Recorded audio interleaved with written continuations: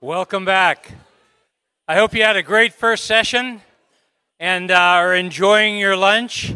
We have much more for you today, and I would like to, as you're eating and enjoying your lunch, I would like to introduce a couple more of our sponsors. But I want to start by talking about the fact that the keynote sessions here are all being live streamed. And if you look at the sked.com, you can see the live stream links. And so if you have folks back home that you think would benefit from seeing our keynotes, then you can share those live stream links.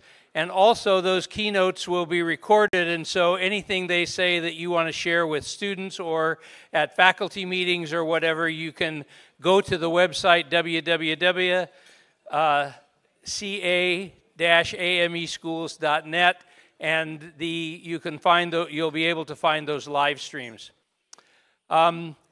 The people who are doing the live streams are one of our model demonstration sites from Monterey County, California. And they come down and they do the live streaming, and they do all of the editing and stuff. And they're back. You can see the students back manning the cameras in the back of the room. And I want to give a big hand to McKate from Monterey County. And thank you guys for the work you're doing. So they're doing their internship here at our conference. Last year, I mentioned that we had a new sponsor, USITT. And USITT is an organization that is very well known in technical and live theater at the university level, but they're interested in engaging folks at the secondary level as well. It's a teacher organization and a professional development organization, and they are here to provide support for us. And so I wanted to introduce their executive director and have him say a few words. So let's bring up to the stage David Grindell. Thank you, Jack. Thank you to all of you for being with us here in San Diego. I particularly appreciate being here. Jake, can you share with the people what my house looked like this morning? Hey, Jake. This was, my phone rang at 3 a.m., which is 6 a.m. in New York, as you are probably well versed, because there was 8 inches of snow on the ground at my house this morning. So I really appreciate this conference being in San Diego more than I could ever tell you. But USITT is an organization that is one of the great kept secrets. We're 59 years old and have been providing training opportunities for people in design and technology for almost all 59 of those years. In the last 2 days, some of you may have been in one of our training classes, which was an introductory rigging class to teach you the basics of managing the rigging systems in a theater. Right now, there's an intermediate class going on over at SDSU. There we go. That's what got me at. Yeah, that's fun. So we're based in Syracuse, but we serve people all over the country and actually all over the world. And we've got resources for you. I invite you to go to our website, usitt.org, because we provide books for your classroom about American designers. We provide things such as, if you're teaching design, costume, scenery, and lighting, we have books of workshops and worksheets you can use in your classroom to help teach design concepts. If you want to take a look at those, I've got a couple on my iPad I can show you. It's a downloadable design for you to be able to print off and use. And then finally, the other thing that we're working on, I invite you at 3:30 today to join me in a conversation. We have an exam that's being developed called ESET, the Essential Skills for the Entertainment Technician. And ESET was originally conceived at the undergraduate level. And after working with Jack and the team here, we've put together a group to also create a high school level of this exam to help you with the credentialing you need for your students. And I've got portions of the test to review with people and get feedback, because it's our hope that in time we'll be able, perhaps by the end of the summer, have a beta to run through with some of your schools and begin to test the test. So I hope you'll join me at 3:30 in room 211 to go through that if you're interested. And thank you again so much for everything you do for students. And I say that as a parent of two kids who aren't going into the arts, but whose whole life has been influenced by that and by their teachers. Thank you all for all that you do for every one of those kids, because for some of them, it may be the highlight of their lives. Thank you.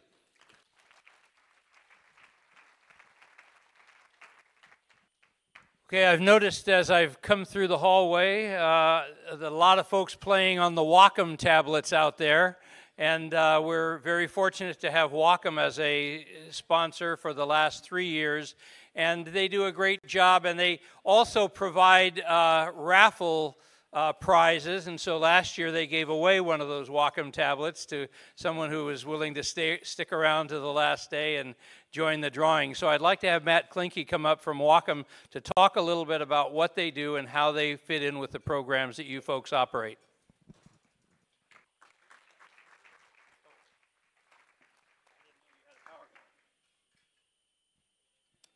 Thank you, Jack. I think we're just going to grab the clicker here in a second. I'm Matt Klinke. I'm with Wacom. Thank you all for coming. Thank you for allowing us to support you.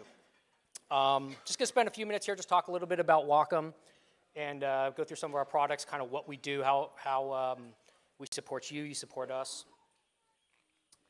Who we are. So Wacom, we've been around for 37 years, and what we do is we build pen displays, pen tablets, pen computers for artists and designers. So our product is used by enterprise and education alike. And what I kind of do is I kind of go around, I meet with different industries, different educators, see how we could support them, see how we could better make the product. And really, and for you, the educators, and your students, to just make sure you're supported. And so kind of to go through the product, we've got pen displays, pen computers, and pen tablets. The easiest way is just come by our booth and check out the product and just learn a little bit more about that. So why we kind of do this is years ago we realized in the digital world we still wanted to create in an analog way. So it all kind of starts with a pen. And so what we've tried to create is an analog experience in a digital world. And how we're able to do that is feedback from you. But we've all been using a pen, a pencil, a crayon, a marker from an early age. And I think you could kind of see the relevance of the pen these days with other major manufacturers using the pen. But really just trying to create a creative world with our types of products. But yeah, please come by the booth and we could talk about it a little bit more. So who are using these products? Basically, some of the greatest creatives in the world, which is awesome. So I get to go to Pixar and Leica, and we work with Disney and DreamWorks. I'm going to Adidas and Tesla and BMW. So kind of the easiest ways to kind of explain it is probably the car that you drove here in, the last animated movie that you saw, the Nike shoes that you're wearing. It's probably a 95% chance that it was created on a Wacom product. So it's pretty awesome. So we get to work with some great people. But yeah, and we've been a leader, and we've been doing this for 37 years. But who we also work with is you in the education world. So we're working with K through 12. We're working with higher ed and providing these products to help prepare the students and you to get in the world of art and design. So yeah. And so basically what we could provide for you is we could do on-campus presentations, we could do evaluations, we could do any sorts of demonstrations, we could do it in person or online. So we could provide all these types of tools for you. And like we said, it's a partnership. We're trying to get, feedback from you, trying to create better products, but really work with you and work with the students and better prepare them for the future. So our team is Tony. Tony's here somewhere. You probably worked with him a lot. He handles Southern California. I handle Northern California. But yeah, please, reach out to us. Come meet us at the booth, and we can provide anything. We're also doing we're hosting, what is it, the happy hour or the cocktail hour or whatever tonight. So come by that as well, and we'll be giving away at the reception tonight a Cintiq 16. So this is a new Cintiq 16. But yeah, if you have any questions, please come by. Thanks a lot.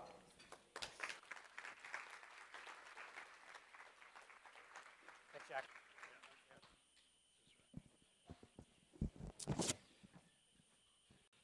Okay, and I also would like to welcome a new sponsor this year.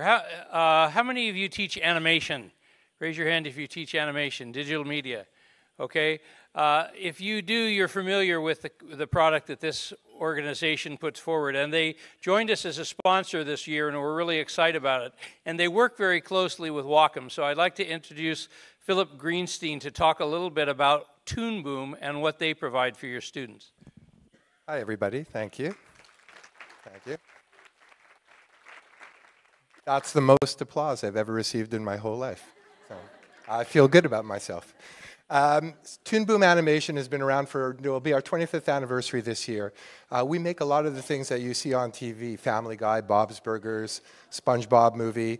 The Walking Dead is storyboarded in our software. So we are a career software. We're a career software not just in Los Angeles or in California or New York. We're in all 50 states and all around the world. We've had trainers go as far as Mongolia. We start now in middle school. We have middle school teachers teaching animation. Creative careers are growing. They're future-proof. They're 21st century skills-based because you're building soft skills, so a lot of your students will not become animators, but they're still building really valuable skill sets that they're going to need for future careers. So we're next to Wacom. We have demo artists there, so we can show you how the software works, how you'll teach it to your students. We work with a courseware company, so even if you're worried about having teachers with a competency to teach animation, we can help them be successful in teaching and enabling their students to be successful at passing our assessment or our certification exam. And yeah, I look forward to talking. I saw only a few hands raised, but you should all be curious and you should all come and visit, because even if you don't like or will teach animation, we've got like wonderful swag as well. So, so thank you all, and hopefully we'll see you at our table. Thank you.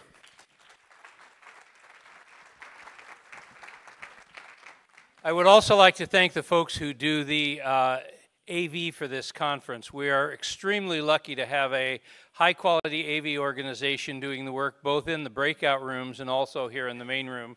And so I would like to thank Q1 and Voice and Video for the work that they're doing. The gentlemen are right back there in the back. We can give them a hand.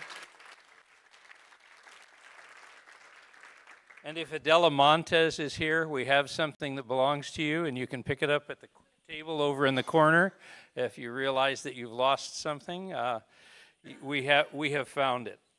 Okay, so how many of you might be interested in getting some Wacom tablets, but that costs money. You might be interested in buying one of those digital printers out there to work with your students. And so one of the things that my boss talked about this morning is something that I want to hear everybody say. It's the legislation that you need to vote for to get the funding to do this, and that is AB 1303. Let's hear it. AB 1303. Okay, $450 million for CTE programs in California, and so it's a very important piece of legislation. Now I would like to bring up, I was fortunate enough about 6 years ago to work with a group of educational stakeholders to start an organization called Create California. It was a very small beginning and a very modest beginning, but from that modest beginning, they have grown to great things, and a lot of it is because of the woman that they have hired to be their program director. So I would like to introduce her to share with you what Create California is all about and a new campaign that they're starting. And she has a presenter to talk about that. So Pat, could you please come up? Patricia Wayne.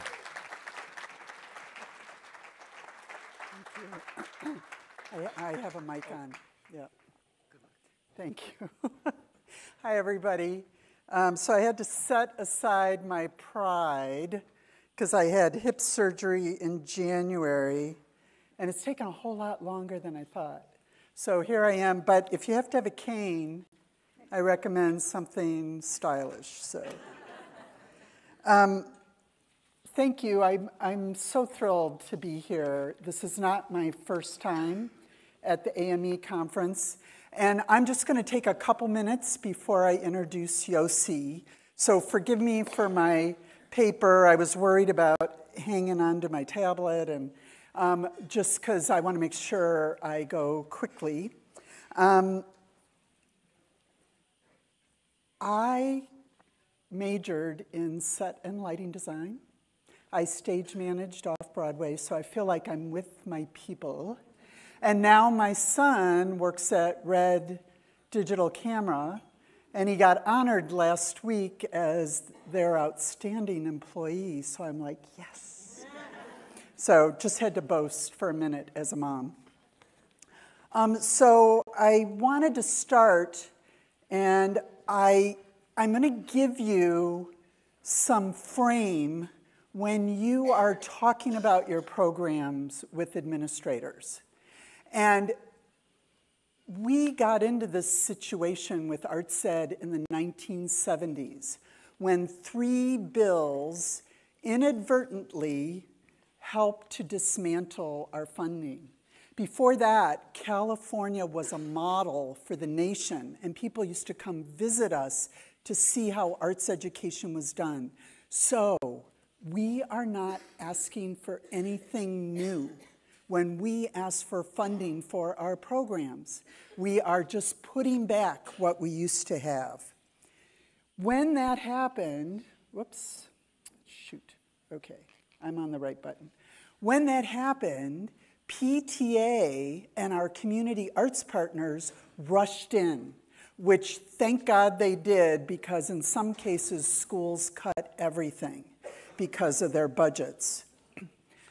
The bad thing about this, though, is a consequence of that is now ArtsEd is inequitable. You know, some schools have it, some don't. And I'm sure you still see that within your districts and your counties. Fast forward to the Otis report on the creative economy. And if you're not familiar with this report, just Google it. Go online, lots of great little graphs to help support the argument you're making. And here you'll see what is our creative economy output in California. How many jobs? So when we don't provide an arts education for our students, and 1 out of 10 jobs in the state are in that sector, we are creating an inequitable situation and blocking, especially our most underserved students, from job opportunities. So in 2011, State Superintendent Torlakson sent a team to the Leadership Institute, and Jack was critical in making that happen.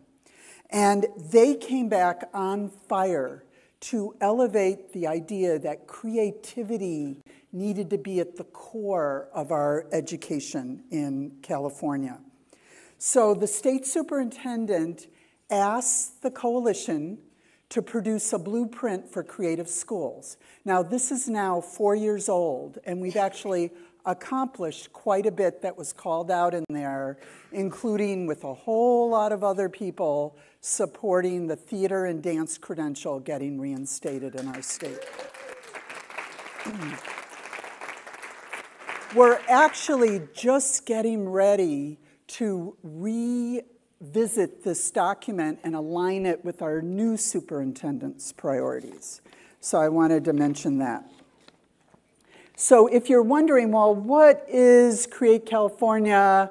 How does this work? We're a collective impact coalition.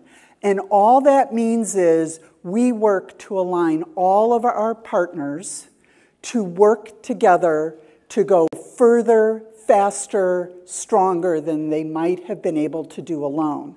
So here you see our 5 partners: California Department of Ed, the CSSA, the County Superintendents Association, the California Alliance for Arts Education, who lobbies on our behalf, the California State PTA, and the California Arts Council. So these organizations have all been working together since 2011.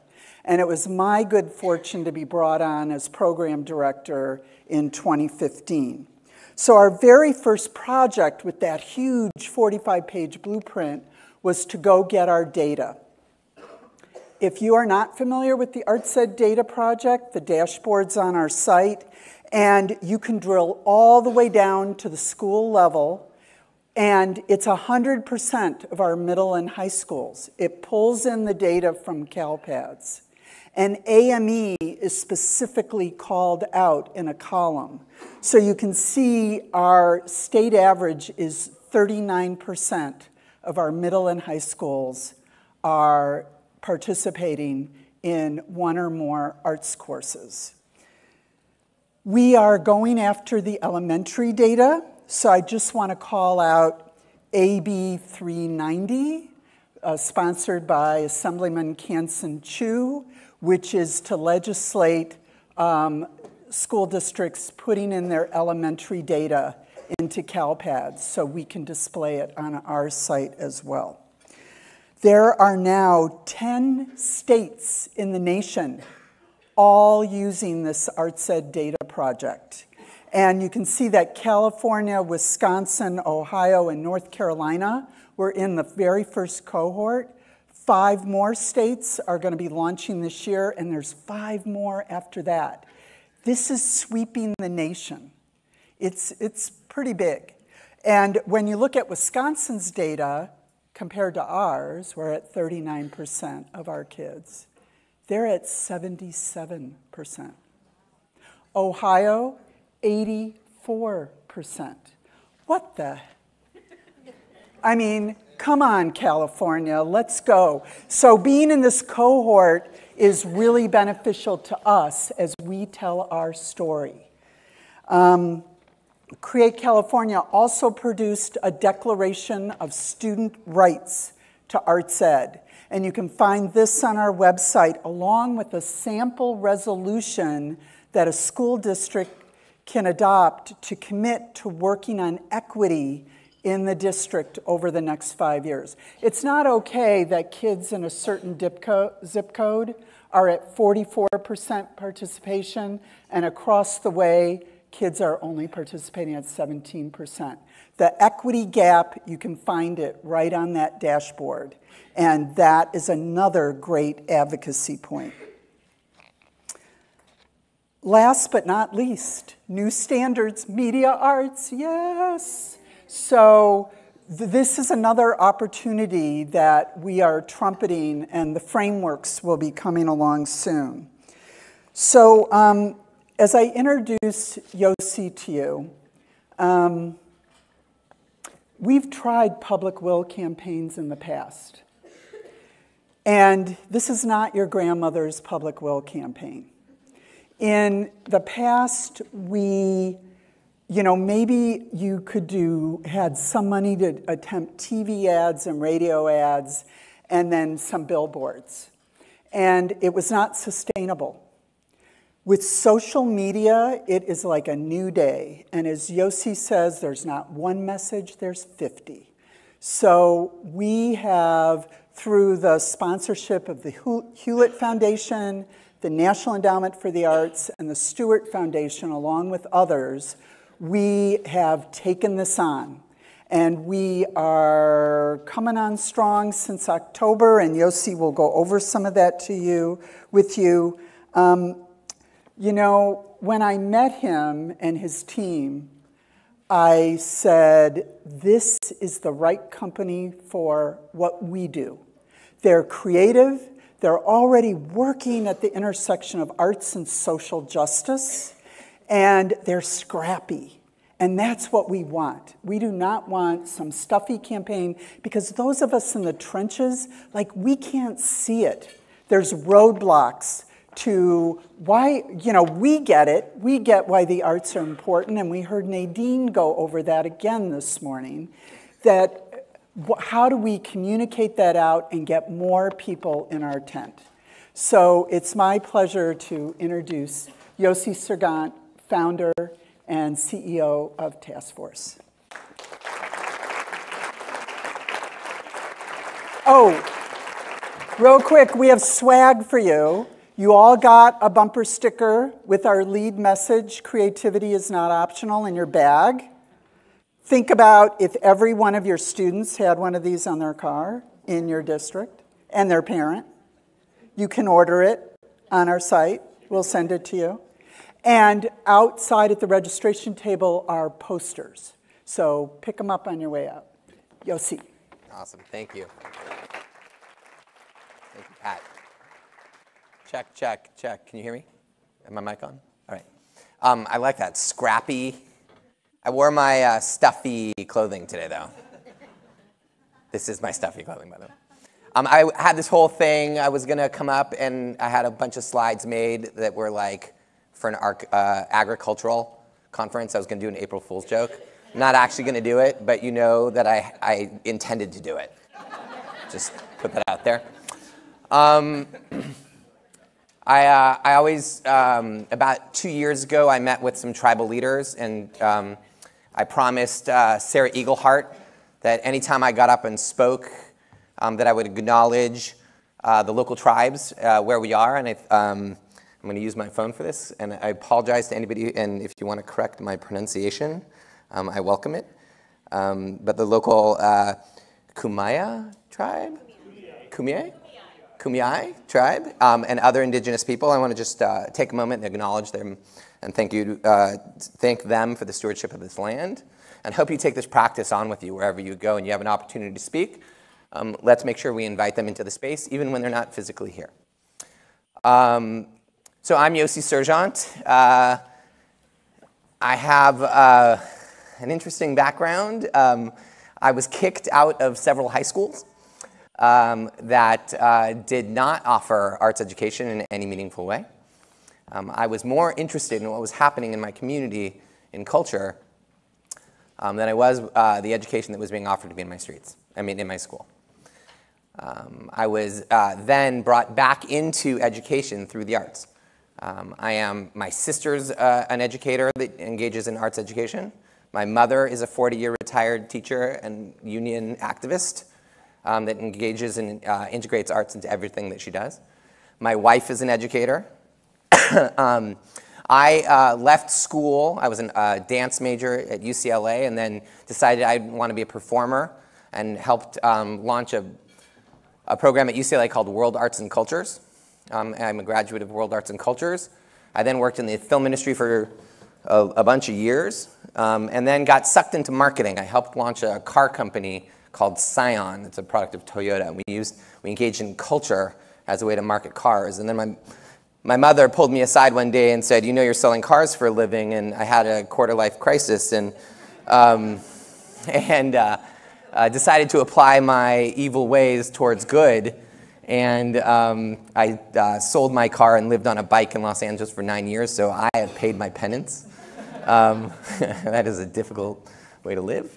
And that brought me into engaging and bringing in the tools and marketing and professional communication strategies into the nonprofit industrial complex, right? How do we engage and use those tools that we use to market and sell product towards inviting people into new ideas and new connections?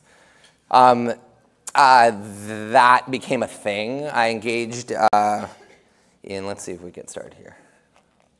All right. I engaged in working, I clicked, I shouldn't have clicked. I'm still focused here for a second. Telling my story, it's interesting. I was engaged in then Senator Barack Obama's team came and said, hey, would you mind working with us? He's going to run for president. And I said, I have no idea what that means. And they said, well, we need the Culver City Wave and the San Bernardino Gazette to endorse Barack Obama. I said, you've got the wrong guy for that, but I'm going to work for you. And I commissioned an artist named Shepard Fairey to make a poster named, it was the Hope poster that some of you may have seen. And I ran that campaign soup to nuts. But over the course of that campaign, we actually did over 3,000 art projects that was micro-targeting communities through engaging them in cultural conversations. Decentralizing endorsement was the idea. How do I engage in a conversation that I often don't feel comfortable engaging in? You do that by inviting people into the conversation, creating a ton of open doors, and giving people the agency and the ability to endorse on their own behalf. We'll get to this in a second, how this applies, but I think it's worth saying. I then was invited to work at the White House as the Youth and Arts Liaison, and appointed from there by the President to Director of Communications for the National Endowment for the Arts. When I left government, that's a whole thing, government. I wanted to keep doing what I'm doing. I wanted to keep engaging in the culture. And at the core of our work, and at the core of what Task Force does, is one basic principle. It's the idea that there's never been a social movement built without young people or artists at the tip of the spear. And then either we can hope they show up, or we can build the kind of tools and invitations and pathways that invite them into movements to accelerate change. So when Pat said, hey, we're going to build public will for arts education in the state of California, it was a natural place for us to say, we're in 100% whatever we can do to support it. And thus, we get to the slides. At the core of the idea is that the idea that we all know, that California is the creative capital of the world, that the arts are a strong part of who we are as a state and who we are as people. It is essential to democracy. It is essential to the vitality of our family structure, of our community structure, of our governance structure. And that arts education is at the core of building that strong, stable base for democracy and for who we are.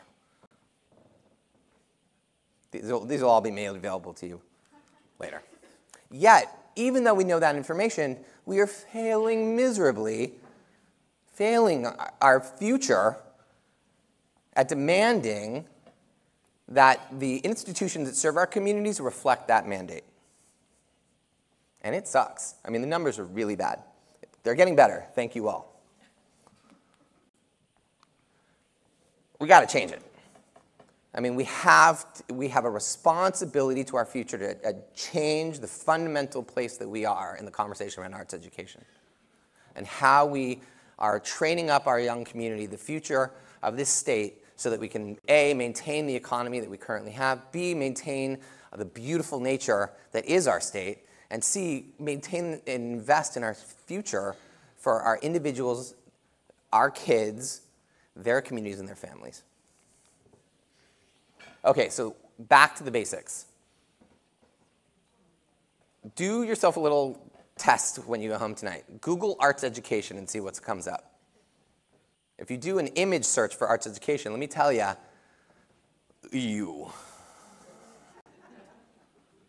I say this and I say this often, and it's going to get some jeers, but arts education has a bad brand. You know this instinctually, because whenever you go in and talk to somebody about arts education, they go, oh, yeah, you guys are so underfunded and unloved. Oh, you guys, it's such a hard way.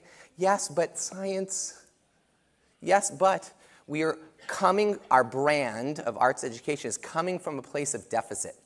Years and years of underfunding, years and years of having to be scrappy and resilient, which is a beautiful thing, has resulted in arts education having a bad brand. And it's time for us to shift the way that we even talk about it. I heard it today. Again, not to be hypercritical, right? Soft skills. There's nothing soft about the skills that we are teaching these young people. These are critical skills. These are vital skills, right? We use language and we use imagery that don't reflect the urgency and the importance of the work that we're doing. Yes, the work may look like kids with hands on its paint, but it doesn't mean that's how we have to sell what we do. The Army does not use war to get people to join the Army. What you do doesn't actually have to be a reflection of your brand, right? Bravery, heroism, camaraderie, patriotism. They use lots of tools to invite people to come and join the Army. Fighting ain't one of them. Not mostly. And right now, as people sit around their tables at night and they sit around and they go, oh, what are we going to deal with? What are we going to talk about? There is a long list of things that people are paying attention to, that they're thinking about and that are forcing a priority upon their time. And arts education is not on that list right now. How do we bump arts education? Trying to make arts education fit amongst a giant list. And by the way, this was created maybe like a couple of weeks ago, maybe a month ago, and it's already old, which is sad and real. How do we move arts education into that list? Well, we have to show that arts education and the tools and the skills that come from an arts education are actually vital to solving all of these problems. It's not only arts education that needs to be forced into that list, but that it's vital to solving every one of these woes that we're facing as a society. And so what are we building? We're building what I believe to be a vessel. So many of you, as Pat said, have had amazing abilities to build energy in your community, in your region, in your discipline. But what happens is we build that energy and then the energy dissipates. So what we need is a vessel to hold, a continuing vessel that will hold regional energy, discipline energy, statewide energy, local energy, issue energy, momentary energy. After each individual fight, that it becomes a sum of parts that lives beyond any one of the campaigns that you're building locally. So we're building the public will and the political momentum to ensure that every California student receives a quality arts education. And we're doing it with new framing, new language, and new imagery.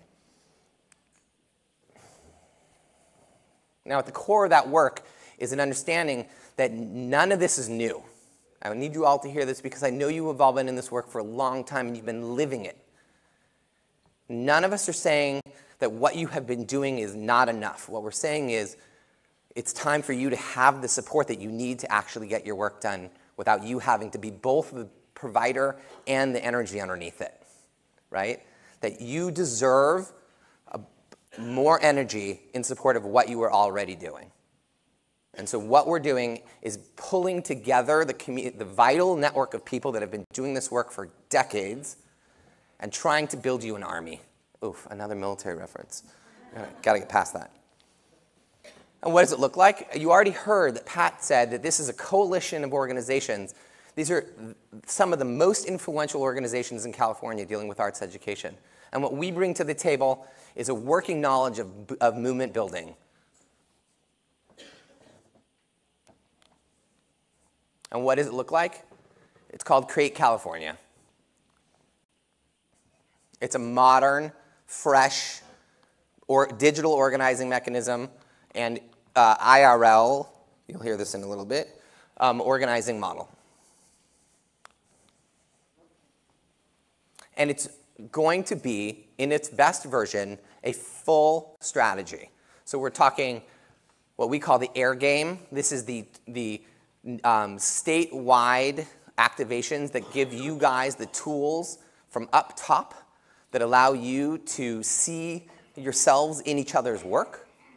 The digital organizing, the stuff that happens when we are spread out across the state, but can start to see our work connected to each other, articulated through the digital networks that we're all a part of. B, it's local work. It's happening in your community, in your schools. And then it's a traditional live, in-person organizing model, which of course, still, as we see, people are desperate to gather and to convene, and they're daily, weekly, monthly, going out and engaging in cultural activities locally, statewide, all the time.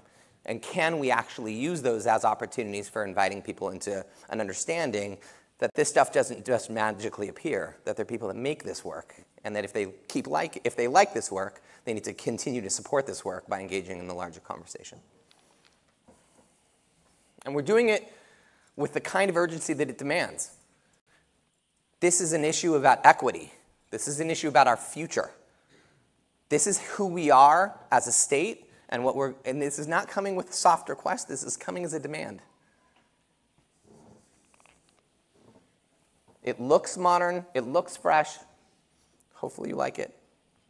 If not, talk to Pat, not me. She'll send you back to me, by the way.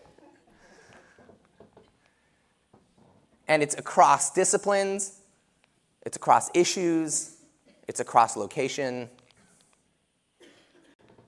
If we're going to solve climate justice, we need your creativity. In order to get there, we need arts education, okay?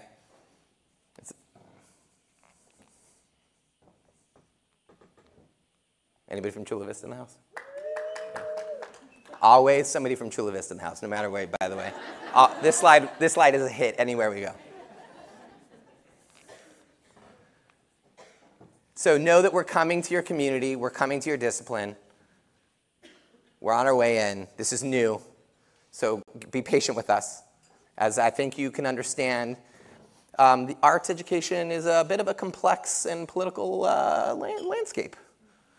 There are a lot of people who've been working very, very hard to make sure that we can offer arts education. We are slowly and diligently working our way through the community to make sure that people understand that we're not here to take any power away from anybody or to pull visibility away from anybody. We are here to lift your work and accelerate your work. And as such, we need your work, right? In order to tell the story statewide, we have to showcase, highlight success stories. And we actually have to showcase and highlight the problems. What you're facing in your community, other people are facing.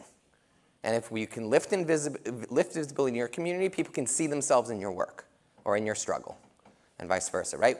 If you win in your community, we can showcase that it's possible to win in other people's communities, and we need to be able to tell those stories statewide. So this is an invitation. Please join us in this work. Very particularly and very focused. Start by joining our social media, right? We're on all the things on the internet. Come and find us. There they are. I get to see at the end of this actually who signs up. So I do hope that you will. And if you have any questions, or if you see this as potentially a place where your work may intersect, we invite you to contact us directly. I'm here. I'm sitting over there. Come and find me. Pat, same. We're all very accessible to you. We need you to be a part of this, right? At the core of this work, if the arts education community and the arts professionals, right, can't be a part of the core center of an organized base of people that are fighting for arts education, then then we have challenges moving forward, right? At the end of the day, we need you as the base for this work. It starts with you and it organizes outward. So please join us. And we'll start with you, and I promise you, we will give you the tools and resources you need to organize on behalf of all of our fight and demand for arts education. Again, with the fighting. I'm going to get off of this fighting language eventually, maybe even by the end of this slide. So thank you so much. If you have any questions, again, I'm sitting over there. And again, I want to come back to you. Thank you so much for all that you have been doing and continue to do for young people across the state. Thank you.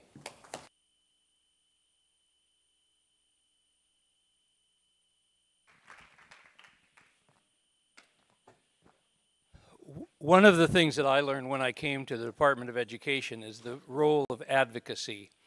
And I know that when I was a classroom teacher, I definitely did not think of myself as an advocate. Or if I was an advocate, I was an advocate for my program. But we all need to be advocates for one another's program. And the example that I use all the time, and pardon me if you've heard me use it before, is agriculture education. Agriculture education is a highly organized machine, Okay, they have a group that is called in the political circles of Sacramento the Ag Mafia. And when something needs to be done, the Ag Mafia is called on. And I will give you a very specific example. I'm the only arts consultant at the Department of Ed. Agriculture education, now I cover both visual performing arts and arts, media, and entertainment. So 218,000 students, you know from your poster, are involved in arts, media, and entertainment. 1.2 million students involved in arts education.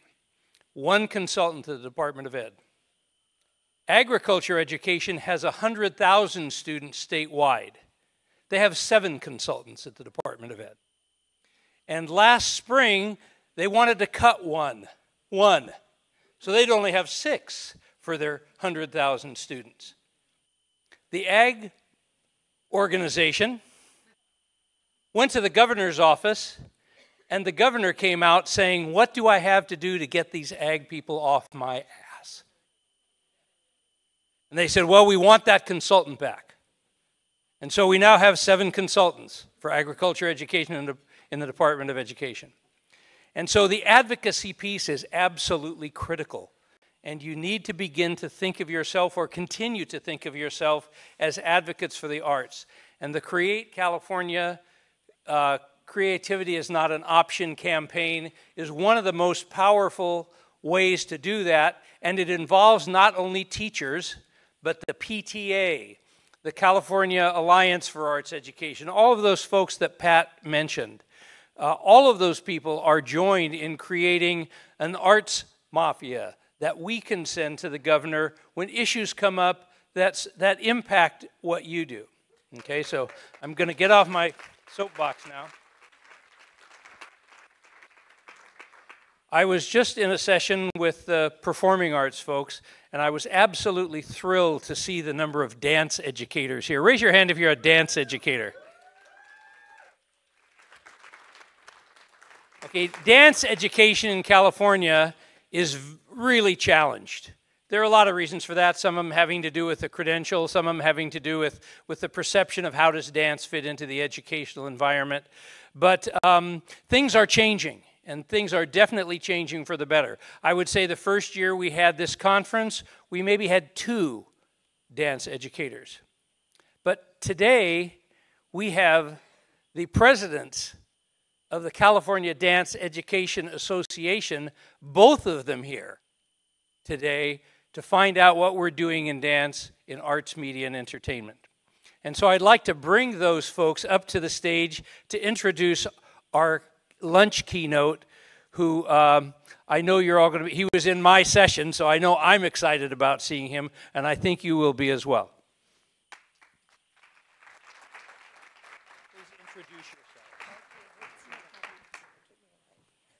Hi, everyone. I'm Kim Hoy, and I'm co-president of the California Dance Association, along with Nicole Robinson. Good afternoon, everyone. I'm so glad to be here. We had the opportunity to sit in the session with Marc Brew, and what I left that session with, or thinking about, was this idea that Marc Brew is a complete testimony to what happens when equity and access to the arts allow people to do powerful things. And so we'd like to take a moment today to introduce this incredible human being. Acclaimed international choreographer and Access director Marc Brew trained as a professional dancer at the Victorian College of the Arts Secondary School and the Australian Ballet School. He's been working in the UK and internationally for the past 20 years as a director, choreographer, dancer, teacher, and speaker with the Australian Ballet Company, State Theatre Ballet Company of South Africa, Infinity Dance Theatre, Kandoko Dance Company, and Access Dance Company. Marc was the associate director with the Scottish Dance Theatre, associate artistic director with Ballet Cymru in Wales, and is the associate artist in 2015 at Tramway Theatre in Glasgow. Since 2008, Marc has been dedicating time to his own choreography with Marc Brew Company and his recent choreographic commissions, including Scottish Ballet, Ballet Cymru, Y Dance, Access Dance Company, Kandoko Dance Company, Touch Compass, Amy Seiwert's Imagery, G Dance, Scottish Dance Theatre, Greenwich and Docklands International Festival and City of London Festival. Marc was featured by Time Out magazine as the best of the new breed of London's rising dance talent and was presented with a centenary medal for outstanding contribution as a dancer and choreographer. His work, Remember When, was nominated for an Isadora Duncan Dance Award for Best Performance, and his recent solo work, For Now, I Am, was listed in the Guardian's Top 10 Dance Shows for 2016. Speaking for Nicole and myself and for dance educators and really for all arts educators, Marc Brew is a living testimonial to the values of inclusion, inspiration, dedication, hard work, collaboration that all of us want to bring to our classrooms. With that, let's warmly welcome Marc Brew.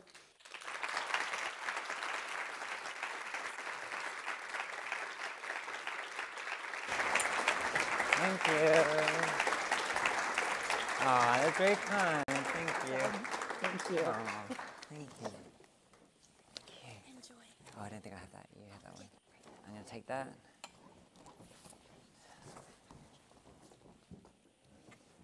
Oh, the lights are bright up here. Hi, everybody. How you all doing? Good. Thank you very much for that lovely introduction. And thank you for the Arts, Media, and Entertainment Leadership Institute for inviting me here, and especially to Jack, to Chris and Alison for welcoming me here today. Who here, if you can raise a hand, has heard of Axis Dance Company before? A few. Great. Who here in this room has a body? Raise your hand. Great. Well, at Axis Dance Company, we believe that if you have a body, you can dance. And Axis Dance Company is a physically integrated dance company. The company's been going for 32 years. We're based in Oakland, California, and we're a repertory dance company incorporating disabled and non-disabled dancers. So, we've all had our lunch, probably all feeling a bit ready for afternoon nap time. So what I'd like us to do is, I like to move, and I'd like to share with you all a chance to move with me. Are you ready? Yes. Yes. So you might want to just move back away from your table a little bit. Stay seated, be relaxed. This is not going to hurt you at all. But one thing that we talk about at Axis is around translation. So how do we translate movement to different bodies? And when we're looking at codified techniques such as classical ballet, how can we go to the essence of that exercise or material to really get to what it really means, yeah? So it can be incorporated into other people and different people's bodies. So I have a little task for us. Let's imagine in front of us is a bowl of rice, yeah? So you're going to get your hands into this bowl of rice, and just one at a time, you're going to throw this rice up into the air. Yep, so let's all throw the rice up into the air. There we go, we can all throw rice. There we go, we've got that going. Wonderful. Great, so that's going to be our first move. Okay, relax. Good. Our second move is, you're going to imagine that the roof's about to fall in, so we're going to raise the roof. Here we go, let's all find our raise the roof move. Yeah, you can have a little groove on the side, the other side. There we go, so that's our second move. Great. Relax. Our third move is, one of the first things I did when I moved to California, I went on a road trip. Yeah, so I want to imagine that you're driving a car and you've got your elbow out the window, yeah, and you're just driving along. Yeah, got a bit of attitude as well, a little bit of scenery. So this is good, driving the car. Great, that's our third move. Our fourth move is we're going to imagine that we're a dolphin. And we're going to do like 2 dolphin dives into water and out. So for me, it looks like I'm going to dolphin dive my head into the water, and out I come. Yeah, so let's just try to discover what your dolphin dive is. It can be small, it can be big. Just make sure you don't knock over any glasses. Great. So we're going to do 2 dolphin dives. 1, 2. Great. Now we're going to put all that together. Yeah? So we're going to have 8 counts of throwing our rice. 6, 7, 8. Great. Then we have 8 counts of raising the roof. Oh, I love it all. You all look brilliant. There we go. And now driving the car. That's it. I gotta remember it's on the other side of the road here. There we go. And then we're gonna do dolphin dives. 3, 4, 5, 6, 7, 8. Okay, we ready? Okay, let's check out our bodies. Got to warm up as dancers. Yeah, movers and groovers as we are. Let's go, DJ. Thank you, music. Let's feel the beat. Here we go, throw the rise. And 1, 2, 3, 4, 5, 6, 7. Raise the roof. Drive your car. Dolphin dive. Dolphin dive. Let's go again. Rise. Raise the roof. Drive your car. Watch that bend. Dolphin dive. One last time, really big. Rise. Raise the roof. Drive the car, attitude. Dolphin dive.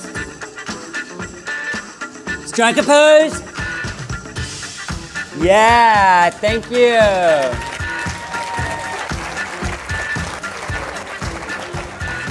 Thank you, music. Feeling a bit warmer, feeling a bit more alive in our bodies, feeling a bit more alert, awake. Isn't it wonderful the joy that dance can bring? Yeah? It lets the endorphins run, lets our body run, lets us feel great about ourselves, and to be in tune with our body. I'm an artist, I'm a choreographer, I'm an educator, and I'm coming from a global context. And I'm learning what it means at the intersection of disability and the arts here in the United States. When I was in the final stages of mapping my transition to become Artistic Director of Access Dance Company, Access was in the midst of a 3-year initiative to examine the future of physically integrated dance in the US. There is a beautiful report about this online on our website, accessdance.org, and it's called The Future of Physically Integrated Dance. If you haven't seen it yet, go online and have a look, have a read. But the context of my entrance was well stated by my predecessor, Judith Smith, who was the founding director of Access Dance Company. In her opening remarks of the report, she states the following. Now more than 3 decades into the emergence in the US, the field of physically integrated dance continues to grapple with the issues of context, visibility, artistic quality, and professional development for dancers with disabilities. These challenges parallel many of those facing contemporary dance as a whole, and yet the challenges unique to integrated dance have sparked considerable innovation in how companies train their dancers and invite audiences to consider physical perspective beyond the usual scope associated to concert dance. The performing arts in the USA still lag far behind where the field should be regarding equity, access, and inclusion, especially in comparison with the UK and Australia, who are very much at the forefront of disability equity and inclusion as a mainstay of their cultural platforms. Creating an inclusive culture poses unique challenges to the American dance market. Thus, furthermore, disability is often left out of diversity, equity, and inclusion agendas, making our strides towards progress even more challenging. So this is where I am now. I've inherited a legacy institution, and we anchor our work at the intersection of artistry, engagement, and advocacy, driven by our mission to change the face of dance and disability. You probably tell from my accent that I'm not American-born. I was actually born in Australia, if you guess the accent. Let me just go to this next thing here. Here we go. There we go. I'm Australian-born. I'm a country boy at heart from a rural village of 900 people. I've been a dancer for 35 years of my life, having began my training as a classical ballet dancer.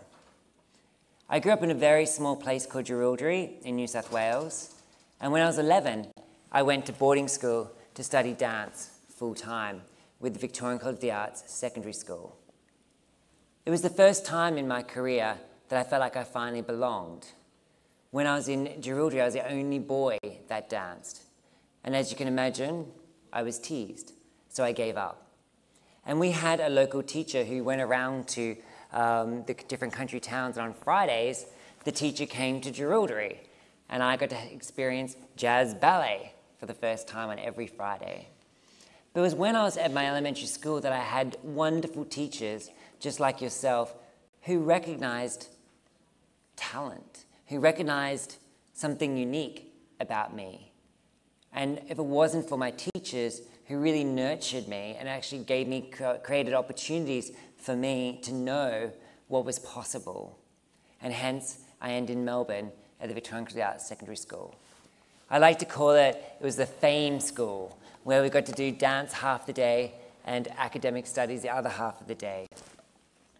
And it was there that I met most of my friends, who still continue to be my friends to where we are today.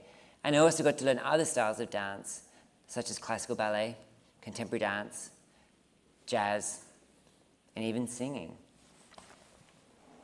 From the Victorian College of the Arts Secondary School, I went and joined the Australian Ballet School. So I went down a very traditional format of dance training. And after 3 years at the Australian Ballet School, I went to the dance with the Australian Ballet Company, and then I moved to South Africa to dance with Pact Ballet. And it was while I was dancing at Pact Ballet that my life as I knew it changed. One Saturday afternoon after class, 3 friends of mine and myself decided to go bushwalking in a game reserve just out of Johannesburg. So we jumped in our car and dropped off at the supermarket to grab some sandwiches and snacks. And as we were driving on the freeway or the motorway to head towards the game reserve,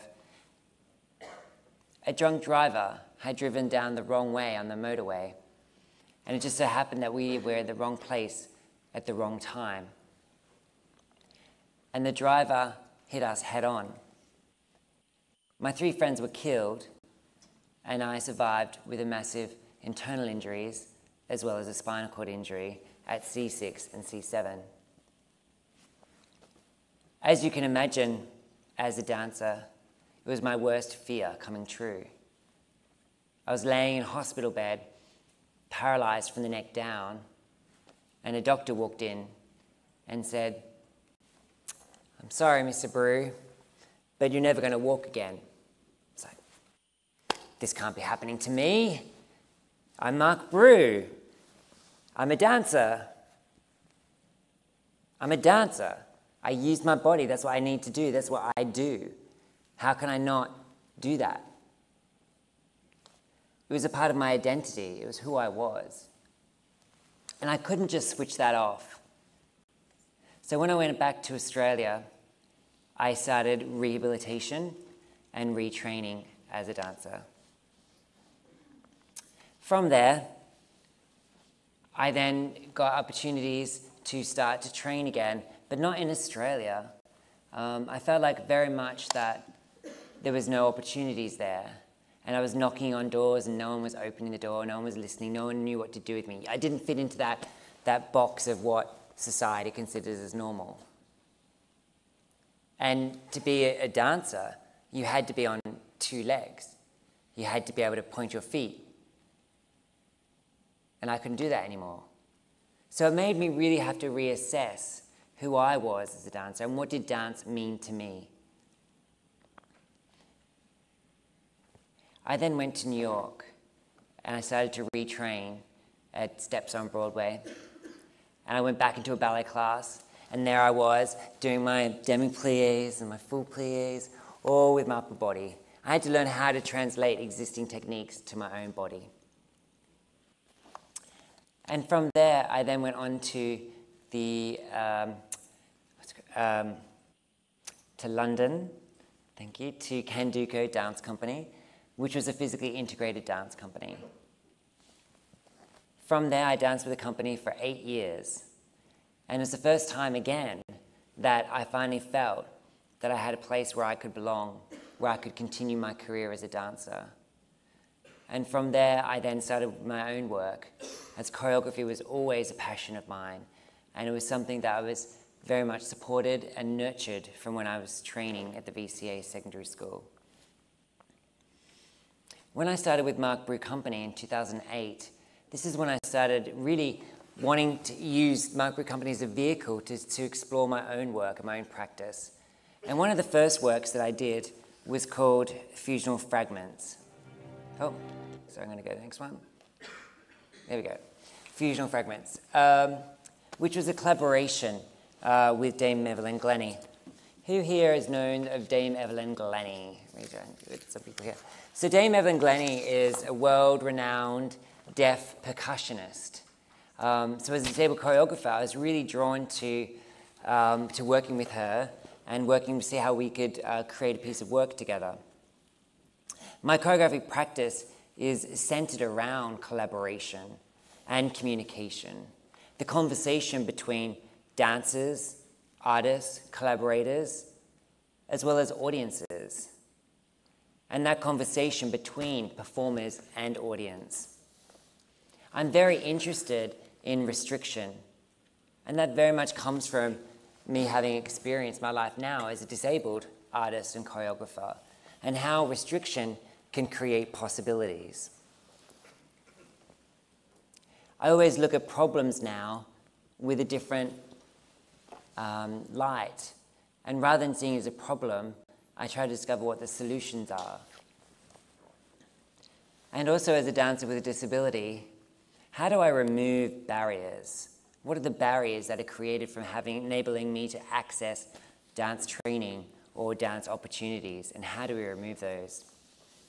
So with this work, Fusional Fragments, with Dame Evelyn Glennie, I wanted to break down that traditional collaboration that happens when musicians on the side or they're at the front in the orchestra pit and then the dancers are dancing behind. So I really wanted to see whether we could fuse the dance collaboration together. So what we first did was just spread out Evelyn's instruments all around the stage. So she had no choice but to have to move around that stage to get to the instruments. And as a musician, she felt really uncomfortable actually from not being with her instruments, always having that instrument in front of her to sort of protect her in a way. So this was a wonderful collaboration where we were able to explore and break down those barriers between music and dance and trying to find that collaboration as a live performance together. I would just like to share a video of some of my work. These are some other photos from our collaboration with Evelyn Glennie in Fusional Fragments.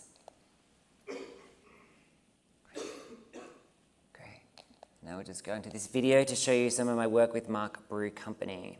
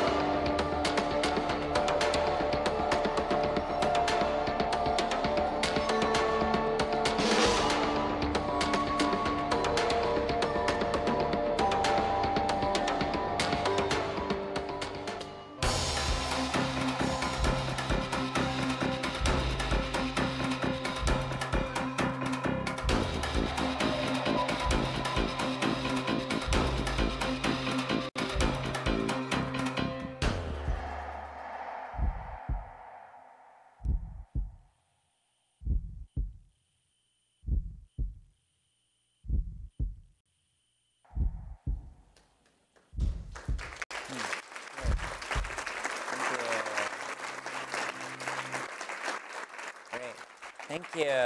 And I will say, with the fusional fragments, Evelyn Glennie, as you saw, was playing live.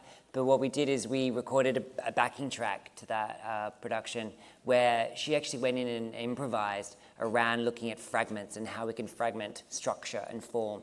So I actually went to her studio, which has all these amazing, wonderful instruments. So she got into a recording studio and just recorded sounds and soundscapes that became the bass track for that live production, Fusional Fragments. That was performed in London as part of the Cultural Olympiad for the London 2012 Olympic Games and Paralympic Games. The next work I'd like to share with you is the next collaboration, a more recent work collaboration that I did. Which way am I going? This way. With, it was a solo work called For Now I Am. And this is the second solo work that I've ever done in my career, and I made it in 2015.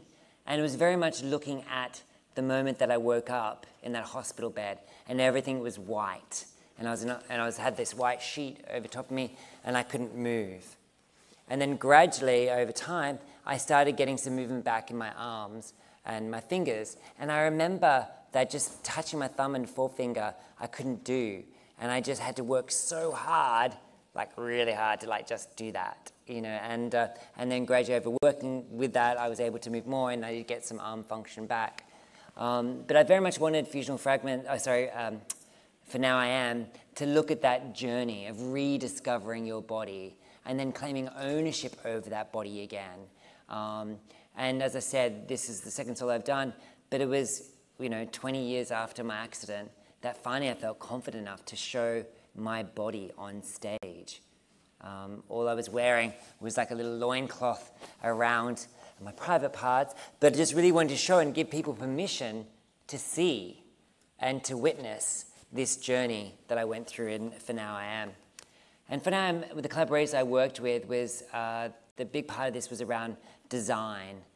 So the lighting design was integral because I wanted focus to be able to go onto not the whole stage, but parts and parts of my body, as well as working with Claire McHugh on sound and music, really wanting to look at what body sounds could be made and what are instruments to represent the body. So we used more piano and cello. And finally, Jamie Wardrop on visual design, who did all the projections for the work. So I'd just like to share with you a little bit about For Now I Am.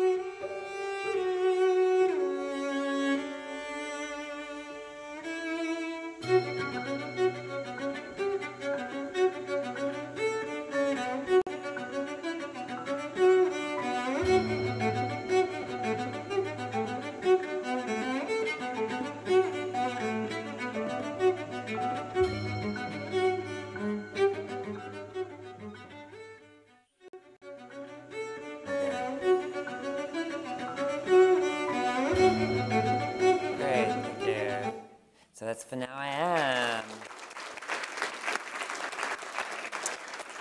And you saw the image before, but that piece ends with me being suspended off the ground from my ankles.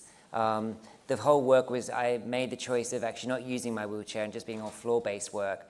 But I just really often, people say to me, oh, you're wheelchair bound. I'm like, no, I'm not at all. I use a wheelchair, but I'm nowhere am I bound to my chair. So I really wanted to explore, obviously, the floor work and low-level stuff, but also looking and change that perspective. And for me, that moment when I leave the floor, once my fingertips leave the floor, I feel totally free and suspended. I don't feel any physical contact with the floor or from my ankles being suspended. So at that moment, I feel like I'm floating and I'm free, which is why I wanted that strong image of the suspension at the end. The other work I'd like to just share with you, which once again, I'm very much into the music and dance collaborations, is called Brew Band. When I was younger in Jerilderie, as I mentioned, I always wanted to have a band, my own music band. Who wouldn't? But that never happened. So in 2016 and 17, I started the adventure of creating Brew Band, which is about blurring the lines between music and dance. I worked with 3 indie rock musicians from Glasgow and 3 dancers. It was an integrated cast of disabled and non-disabled performers, as well as musicians and dancers. And we wrote our own music. And it was a 6-week creative process. One of our musicians was also a songwriter. So we spent the first week of research of just sharing skills of how we write music, how we did yoga every day. They learned how to do contact improvisation. So it was a real true sense collaboration on all forms. And one thing that I love as a choreographer is going to those uncomfortable places and discovering that we can be comfortable with being uncomfortable. So Brew Band was created and toured. One thing that's also really important for me through my own work with Marc Brew Company is to make sure that the work is accessible to everybody. So we incorporated sign language interpretation into this work, as well as captioning. We also had touch tours before the performance, as well as audio description for people who are visually impaired or blind to experience this work. And this year we're going to, as I said, we also recorded the music. And it was very different I thought when I first made this work, they're like, oh great, we're going to have this wonderful music and we're going to attract all the music audiences to come to this work. But we didn't have the music. So what I learned from this project was that we need to have the music first to then build that interest from the music audiences to then come and see the work. But we are going to be releasing the music from Brew Band this year. And it ends with a very interactive moment where we invite everyone up onto the stage to groove along with the band for their one last song. So I'd just like to share a video of that so you can see and experience Brew Band. Thank you.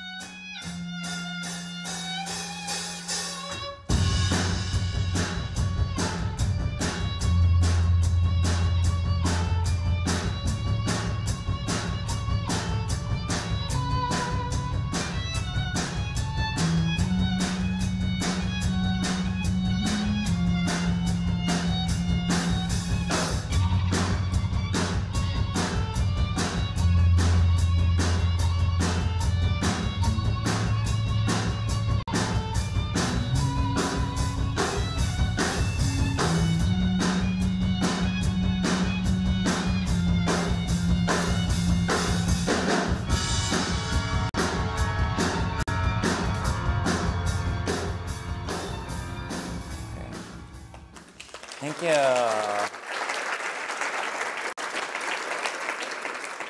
Oh, great. Brew Band was super fun to make. But it was an interesting challenge as well in regards to collaboration and having to learn from the musicians and the dancers that very much have different disciplines and different ways of rehearsing or working together. So we had to make sure that we started out each day just being really clear about what our intentions were and what we were going to be doing that day, and the opportunity for the musicians to share with the dancers what their needs are, and for the dancers to share with the musicians what their needs were. And now to go back to Access Dance Company. This is my third year now as artistic director of the company. And at Access, we see diversity and difference as limitless possibilities. As we carry forward Judith Smith's legacy and her creation of the Access Artistic Advancement Platform, we are also prioritizing the following 5 areas to move the field of physically integrated dance forward, onward, and upward. Often pathways to professions of a dancer, the disabled dancers don't have the same access to dance training. So often we have to pave our own pathway through residencies, intensives, and apprenticeship programs. So at Access, we believe that there's need for more teacher training and education, and that to begin through nurturing, developing, and refining the pipelines for training for artists with and without disabilities, from primary schools to dance studios to universities, to give tools to help support educators to invite and push the boundaries of dancers with and without disabilities to be able to experience dance. At Access, it's important for us also the partnership and collaboration, the intersection between presenters, schools, institutions, community partners that we bring to the table to nurture the presence and the unlimited possibilities of development and engagement. The third thing is around commitment, embedding access into the making of our new work through accessibility tools such as audio description, captioning, sign interpretation. And the last thing that I wanted to mention is giving a voice to disabled artists through our advocacy work. Last year we ran our first ever Choreo Lab, and it's the first time that a Choreo Lab has been ran just for disabled choreographers. And I had 7 disabled choreographers come and spend a week with us, and it was disabled led by myself and another disabled choreographer, Caroline Bowditch. So it's our mission also at Access to invest in disabled artists in the next generation. In 2019, Access this year will be staging our largest work called Alice in Oakland, and it's a commission by Arthur Pitter, who is an international choreographer, theatre maker. I also would like to just thank you all for all that you do and helping support that next generation of dancers and dance artists and creatives. As artistic director for Access Dance Company, I imagined creating a radical impact for Access. And I'd like to ask the same of each of you here, and as you leave this conference after tomorrow, what are the radical impacts that you are seeking to achieve? And how do we work together in collaboration to make this a reality? I'd like to thank you all very much for today and for listening. And I'd like to now create opportunity if anyone had any questions, thoughts, or observations that they would like to ask. Yes? I'm still formulating the thought. Okay. Do you encounter, like, with the artists that you work with, the dancers that you work with who have disabilities, do you experience sort of a hesitance on their part or reluctance to sort of participate? For sort of, are you worried then that their identity becomes like, oh, you're the disabled dancer as opposed to you're a dancer? Right? So I maybe talk to like how that, for you in your own experience or something like that, how you kind of grappled with that. Yeah, with that, well, for me, that was very much like an identity shift that happened for me. When I first acquired my disability, I was Marc, and I was a dancer, you know. But now it's been 21 years, and through that progression, have very much claimed that ownership of that identity. It is a part of who I am now. It's not all of who I am, but it is definitely a part of that. Just as I'm Australian and I'm, you know, a dancer, that I do definitely use the terminology that I'm a disabled dancer and choreographer. Not to say that everyone who's disabled does. Yeah. Great. Any other thoughts, questions people may have for me before we finish? Oh, sorry, yeah. Is there anything that you would like people to know, I guess, or come into an art project or just a new setting aware of? For instance, if people haven't had the opportunity to work with someone disabled before, like what kind of, I guess, misconceptions or things going into maybe a collaborative project to be aware of? Great question. often what I've experienced is there is fear. There is fear from whether you're going to teach and you have someone come into your class and it's like, oh my gosh, what do I do? How do I do this? I always believe that any good teacher knows how to teach and knows how to teach well, in regards to working with people with disabilities. So I think it's just about looking at one's language and being able to have an opportunity to ask questions and to exchange and to make sure that there is an exchange, that it's not just one way. And to know that the person with disability is going to know their disability best. So you don't need to know everything around their disability, and that they would let you know anything that you need to know. But the other things are just about, what are the barriers that are preventing from people to access your classes or your workshops, and how do you remove those barriers? And just ensuring that your language is inclusive as well. I'll just say I teach K-12, I teach high school, but I also teach in adult school one night a week, digital photography. And I have one adult that was in a wheelchair. He came into my class. I just treated him just like normal. And I just asked him, is there any assistance that we need, specific desks for anything? I just treat him like a normal human being, because he's a normal human being. Yeah. I just asked him, is there anywhere that you'd like to sit that would be different than anybody else? And he just said, can I have the end desk? That was it. So I asked him. So it was just common courtesy and just normal. Yeah. Something that you would recommend. Yeah, and something I mentioned in the panel discussion earlier was around, I begin each day that I have, is there anything I need to know to be able to work with you? And that's often like a nice way in. Is there anything you need to know? Anything you'd like to share about working with you today? Just common courtesy is how I talk to him as an adult. Yeah. You're just a normal human being. Just you have a different way of getting around. Kind of a high five type of thing, usual, casual. Just common. Yeah. Definitely was a thought over here. I've seen a lot of action stars, who are doing their own stunts, and I've seen the amount of damage they get while they're doing their work. Have you had any modifications or different equipment you guys like to use for your own safety or for what it takes to get it done? Yeah, I mean, at the moment, you see me in like my everyday chair. It's like my jogger chair, so to speak, my jogger's compass. So what I perform in, you probably didn't notice in that video, but I got what I call my dance chair. So I worked with a wheelchair company to, obviously the chair is a wheelchair, but just what the tools I needed for it. So there's more camber in the wheels, and also I have like a little back wheel that goes on, like a stability wheel. But that's also, I use that on and off, but that's also there for like when I'm partnering and working with other people, so I don't always like tip out or, wheelie back all the time. So there are things like that that I've made with my chair to be able to give more opportunities and more possibilities, as well as, stuff that I do out on the floor or working with other people. I've often used, you saw a little bit around the beds, which is a piece called Nocturne that I made.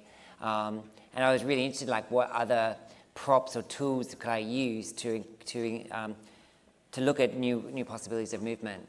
And I felt like being on a bed, I felt safe. I wasn't going to injure myself. So I made this whole piece around these two beds, which created, a whole wonderful landscape of possibilities of beds that were on wheels that could move around. So in regards to set design, it was great. But also it enabled me to perform on different objects. And that was also done as an outdoor piece of work. So it was toured for outdoor festivals. So it almost created its own stage and platform.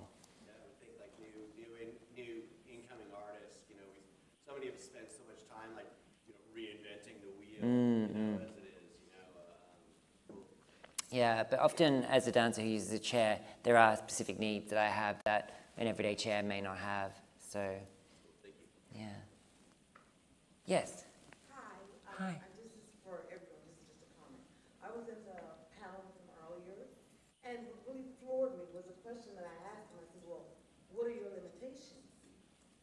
And I wrote it down, and his response was, I have no limitations. And that's really profound to me, because a lot of times we put limitations on ourselves and our students, and it's all in the attitude. It's all in the mental state. And his state to me was, I have no limitations. I'm like, what? You're in a wheelchair for Christ's sake. What do you mean you have no limitations? So I just Yeah, no, thank you. Let's write it down. I've got to stick to it now.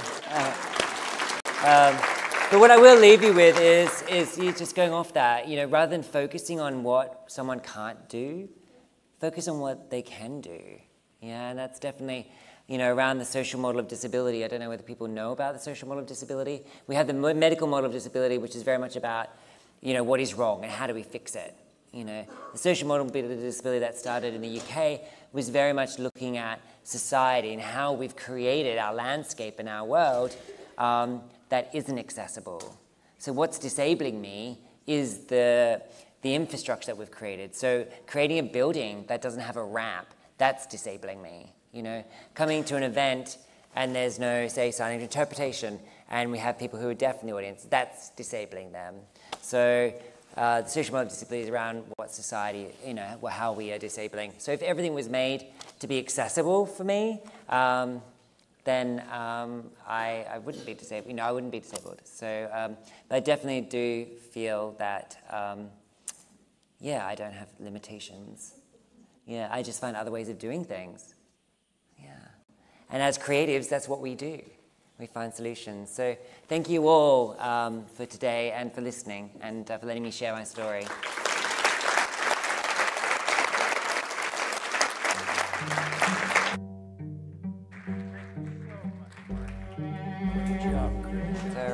So much. Thank you. Okay, as we head out to our next set of sessions, I want to remind you, of course, of the reception this evening. It's right outside this building in the gallery. And so after we finish our next set of sessions, you're free for dinner and whatnot, but we will have the drinks and hors d'oeuvres out in that session and a chance to hear some more student performers. This next set of sessions is about models, about high-quality career tech ed models in arts, media, and entertainment. So there are a number of options for you to attend. Please go to those sessions and enjoy and ask and share. I appreciate your attendance here.